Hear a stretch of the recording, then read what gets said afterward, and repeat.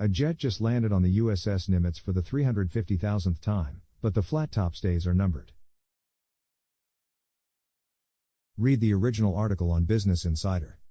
A fighter jet recently landed aboard the U.S. Navy's oldest serving aircraft carrier for the 350,000th time, marking a historic achievement for USS Nimitz before the ship's decades of service come to an end.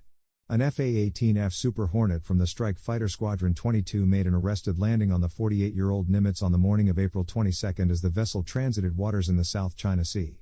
The jet, a cornerstone of American naval aviation, was piloted by Captain Craig Sikola, commanding officer of the Nimitz, and Commander Luke Edwards, commanding officer of the squadron. It marked the 350,000th time that a fixed-wing aircraft has landed on the flight deck of the carrier. It's the first time an aircraft carrier in active service has reached this milestone.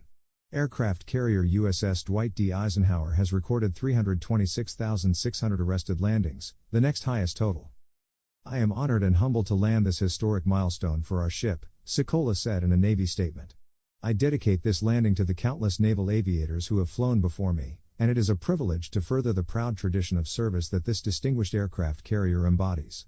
To the shipyard maintenance teams who put in countless hours to prepare this warship for sea, to the thousands of dedicated sailors on board who sacrifice for their country, and to the families back home who support us along the way, teamwork is a tradition on Nimitz and we could not have accomplished this mission without the steadfast commitment to this historic ship," he added.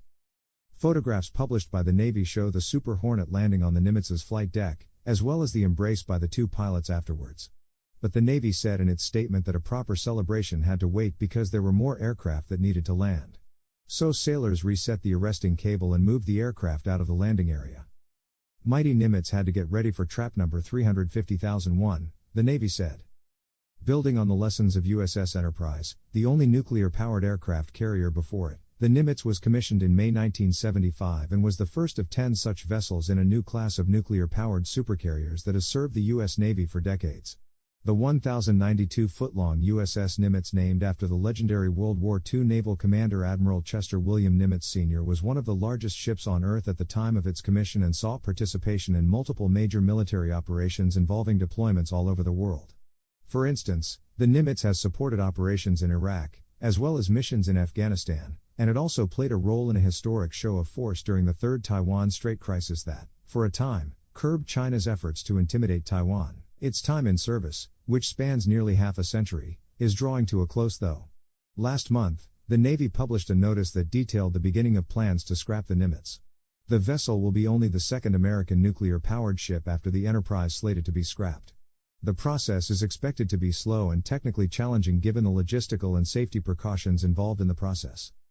The Nimitz was originally expected to leave service in 2025, but it has received a 13-month life extension and will depart the Navy in 2026, USNY News reported.